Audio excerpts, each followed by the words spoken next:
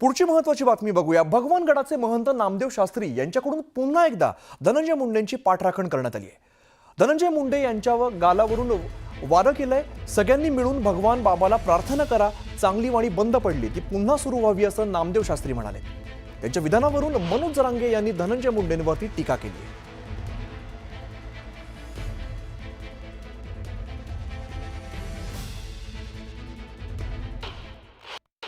आता कशावर तोंडावर मारं गेलंय का अंगावून गेलंय का कायवून गेलंय का आम्हाला काय त्याशी देणं घेणं नाही, कशावून गेलं आणि काय गेलंय काय प्रश्न बी नाही। मी त्याच्यावर बोलत बी नाही। आपण तर एखाद्यावर नाही थुकायचं म्हणलं का थुकतच नसतं, गरजच नाही। कारण ज्याने आपले माणसंच मारू टाकले, त्याने आपल्या माणसाचेच खुणा केले, तरी दयामायच केली नाही की त्याचं संतोष भाईचं कुटुंब किती उघड्यावर पडतं। त्या लेकरा बाळांचा, त्या संतोष भाया देशमुखांच्या किती ठाव फोडत असते। हस्त कुंभमेळ्याच्या अनुषंगाने त्र्यंबकेश्वरमध्ये प्राधान्याने हाती घ्यायच्या कामांचा प्रस्ताव मंगळवारी शासनाकडे सादर केला जाणार आहे। तसंच राज्य मंत्रिमंडळाची बैठक 29 एप्रिलला चोंढी येथे आयोजित करण्यात आली आहे। बैठकीमध्ये त्र्यंबकेश्वर विकास आराखड्याचं सादरीकरण केलं जाणार असल्याची माहिती सूत्रांनी दिली आहे। सोलापूर जिल्ह्याची वरदायिनी असलेलं उजनी धरण शून्यावर येणार आहे। यंदा जिल्ह्यामध्ये चांगला पाऊस होऊन देखील धरणातील पाणी झपाट्यानं कमी झालंय। उजनी धरणावर सोलापूर शहरासह पंढरपूर, सांगोला, मंगळवेढा यासह इतर काही ग्रामपंचायतीच्या पाणीपुरवठ्याची भिस्त आहे।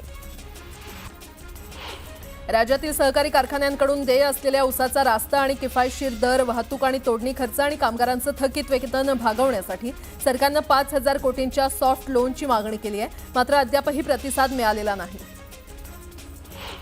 पन्हाळा, ज्योतिबा, शिपेकरवाडी, सातेरी डोंगर, आपटी, मराठवाडी आणि नागदेववाडी तसंच कुपलेवाडी या कोल्हापूर जिल्ह्यातील 8 गावात असणारा भूस्खलनाचा धोका कमी करण्यासाठी उपाययोजना राबवण्यात येणार आहे। याकरता डीपीआर तयार केला जाणार आहे। तांत्रिक सल्लागार संस्था नेमण्यासाठी गुरुवारी राज्य शासनाने 12 कोटी रुपयांच्या निधीला प्रशासकीय मान्यता दिली आहे। कोल्हापूर महानगरपालिकेमध्ये झाडू आणि सफाईचं काम करणाऱ्या काही कर्मचाऱ्यांनी डमी कामगार परस्पर नेमल्याच्या प्रकरणाची चौकशी महापालिकेच्या वरिष्ठ स्तरावरून सुरू झालेली आहे। आठवड्याभरात याचा अहवाल महापालिकेला प्राप्त होणार आहे। हा अहवाल प्राप्त होताच डमी कामगार नेमणाऱ्या मूळ कामगारांवर कारवाई होणार आहे।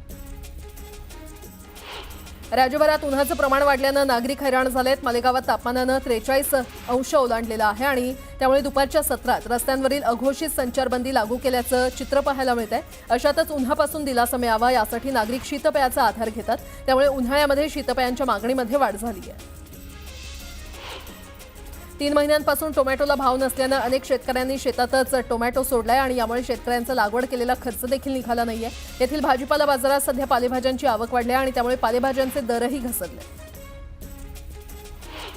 लोकसभा आणि विधानसभा निवडणुका पार पडल्या, मात्र गावातील निवडणुका ठप्पच आहेत आणि त्यामुळे सोलापूर जिल्ह्यातील 1025 ग्रामपंचायतींसाठी 2025 ते 2030 या कालावधीसाठी सरपंचांची आरक्षण सोडत काढण्यात आली आहे।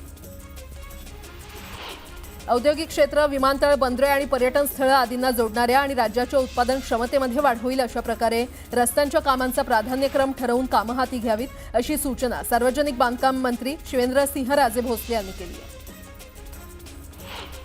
राज्यातील पहिल्या 3 दिवसीय कोयना दौलत डोंगरी महोत्सवाची सांगता झाली आहे। मराठी कलाकार साताऱ्यातील पाटण तालुक्यामध्ये आपली कलाकारी सादर करतायत। यावेळी पर्यटन मंत्री शंभूराज देसाई, नरेंद्र पाटील यांच्यासह अन्य नेते मंडळी देखील महोत्सवाला हजर होते। यावल तालुक्यातील डांभोणी या गावात बिबट्याच्या हल्ल्यात एका मुलीचा मृत्यू झाला आणि यावेळी आमदार चंद्रकांत सोनावळे यांनी पीडित कुटुंबांची सांत्वनपर भेट घेतली आहे। यावेळी वनविभागाच्या दुर्लक्षामुळे ही घटना घडल्यानं वनविभाग कर्मचाऱ्यांची देखील चांगलीच कानउघडणी त्यांनी केली। मालेगावातील 2008 साली झालेल्या बॉम्बस्फोटांशी संबंधित खटल्याचं कामकाज पाहणाऱ्या विशेष न्यायालयाचे न्यायाधीश लाहोटी यांच्या बदलीच्या निर्णयाची अंमलबजावणी उच्च न्यायालयानं 31 ऑगस्टपर्यंत पुढे ढकलली आहे। सिंधुदुर्गातील सावडामध्ये ग्रामपंचायतीमध्ये भ्रष्टाचार होत असल्याचा आरोप केल्याच्या रागातून नैना सावंत आणि वैभव सावंत यांना मारहाण करण्यात आली आहे। उपसरपंचानं ही मारहाण केल्याचा आरोप होतोय, तर पोलिसांनी या प्रकरणात हस्तक्षेप केला नाही आणि सिंधुदुर्गाच्या बीडच्या दिशेनं खरं तर अशी वाटचाल होईल असा आरोप वैभव नाईक यांनी केलाय। तर याबाबत 7 जणांविरोधात गुन्हा दाखल केला असून कुणालाही अटक करण्यात आलेली नाही। बुलढाणा जिल्ह्यामध्ये 4 महिने उलटून देखील केस गळतीची लागण सुरूच असल्याची धक्कादायक माहिती समोर आली आहे। अनेक गावकऱ्यांना केस गळतीच्या आजाराची लागण झाली आहे। अद्यापही केस गळती सुरूच आहे, मात्र प्रशासनाकडून केस गळती प्रकरण वाऱ्यावर सोडून देण्यात आल्याचा आरोप नागरिकांनी केला आहे। जळगावच्या कसगाव शिवारातील बांबू शेतीत शॉर्ट सर्किटमुळे आग लागली होती. ही आग इतकी भीषण होती की शिवारातील 5.5 एकरवरील बांबू जळून खाक झालाय. या शेतकऱ्यांचं लाखोंचं नुकसान झालंय. राज्यातील वाढती लोकसंख्या आणि गुन्ह्यांच्या प्रमाणातील वाढ पाहता पोलिसांचं मनुष्यबळ कमी आहे आणि त्यामुळे येत्या सप्टेंबर महिन्यात राज्यात पोलीस भरती निघणार आहे. 10,000 पदांसाठी पोलीस भरती असणार असून पोलीस अधीक्षक आणि आयुक्तांसोबत अप्पर पोलीस महासंचालकांची बैठकही पार पडली आहे. तर एकावेळी एकच अर्ज भरण्याचं बंधन असणार आहे. मुंबई पुणे दरम्यानचा रेल्वे प्रवास जलद आणि अडथळारहित करण्यासाठी रेल्वेनं महत्त्वाकांक्षी पाऊल उचललंय. सुमारे 9,000 कोटींहून अधिक खर्चाची कर्जत ते तळेगाव दरम्यान 4थी आणि 5वी नवी मार्गिका उभारण्यात येणार आहे. या नव्या मार्गिकेमुळे प्रवासाचा कालावधी 20 ते 30 मिनिटांनी कमी होणार आहे. पुढील 24 तासात मराठवाड्यात उष्ण आणि दमट परिस्थिती राहील असा अंदाज मुंबई वेधशाळेनं वर्तवलाय. तसंच मुंबईमध्ये ढगाळ वातावरण आणि विदर्भात अवकाळी पाऊस पडेल असा अंदाज हवामान खात्यानं वर्तवलाय. पुणे शहर आणि परिसरात उन्हाच्या तीव्र झळा, वाढलेला उष्मा असं वातावरण आणखी काही दिवस सहन करावं लागणार आहे. सध्या उष्णतेची लाट सदृश्य स्थिती निर्माण झाली असून पुढील 4 ते 5 दिवस कमाल तापमान 40 ते 42 अंश सेल्सिअस राहणार आहे. तर 22 एप्रिलनंतर तापमानात किंचित घट होण्याची शक्यता वर्तवण्यात आली आहे. बदलत्या वातावरणाचा नवी मुंबईकरांना त्रास सहन करावा लागतोय. ताप, सर्दी, खोकल्याचे रुग्ण वाढलेत आणि लहान मुलांसह ज्येष्ठांमध्ये ताप, सर्दी, खोकल्याचे रुग्ण सर्वाधिक दिसून येत आहेत. त्यामुळे नागरिकांना काळजी घेण्याचं आवाहन करण्यात येत आहे. राष्ट्रीय आरोग्य अभियानाअंतर्गत चालवण्यात येणाऱ्या 102 रुग्णवाहिकांच्या इंधनासह विविध योजनांसाठी सार्वजनिक आरोग्य विभागाकडून बुधवारी 23 कोटी रुपये निधी उपलब्ध करण्यात आलाय. यापैकी रुग्णवाहिकेच्या इंधनासाठी 10 कोटी 20 लाख रुपये तर अन्य योजनांसाठी उर्वरित निधी उपलब्ध करण्यात आलाय. पुणे पालिकेत एकामागोमाग एक गैरव्यवहाराची प्रकरणं समोर येत आहेत आणि मस्जिदी ठेकेदाराच्या भल्यासाठी कोट्यवधींच्या निविदा काढल्या जात आहेत. तसंच प्रशासक काळात अनेक गोष्टी चुकीच्या पद्धतीनं होत असल्यानं पालकमंत्री अजित पवार यांच्या उपस्थितीमध्ये बैठक घेतली जाईल अशी माहिती चंद्रकांत पाटलांनी दिली आहे. पुण्यात मोगरा महोत्सवाच्या निमित्तानं श्रीमंत दगडूशेठ हलवाई गणपतीला विविध रंगी फुलांनी सजवण्यात आलं. यावेळी लाडक्या गणरायाचं रूप डोळ्यांमध्ये साठवण्यासाठी पुणेकरांनी मोठी गर्दी केल्याचं पाहायला मिळालं. आपलं सरकार पोर्टलवरून सेवा देताना किंवा तक्रारी सोडवताना प्रशासकीय अधिकारी आणि कर्मचाऱ्यांकडून दिरंगाई होत असते. त्यामुळे आता आपलं सरकार या पोर्टलवरून अधिसूचित सेवांमध्ये विलंब करणाऱ्या प्रशासकीय विभाग प्रमुखांवर प्रतिदिन 1,000 रुपये दंड आकारण्यात येणार आहे. पुणे महानगर परिवहन महामंडळाच्या ताफ्यात महिनाभरापूर्वी दाखल झालेल्या 123 नव्या सीएनजी बस सदोष असल्यानं त्यांची सेवा संचलनातून बंद करण्यात आली आहे. सर्व बस संबंधित कंपनीकडे माघारी पाठवण्यात आल्या असून बसमधील तांत्रिक अडचणी दूर झाल्यानंतरच त्या मार्गांवर सोडण्याचा निर्णय पीएमपी प्रशासनानं घेतला.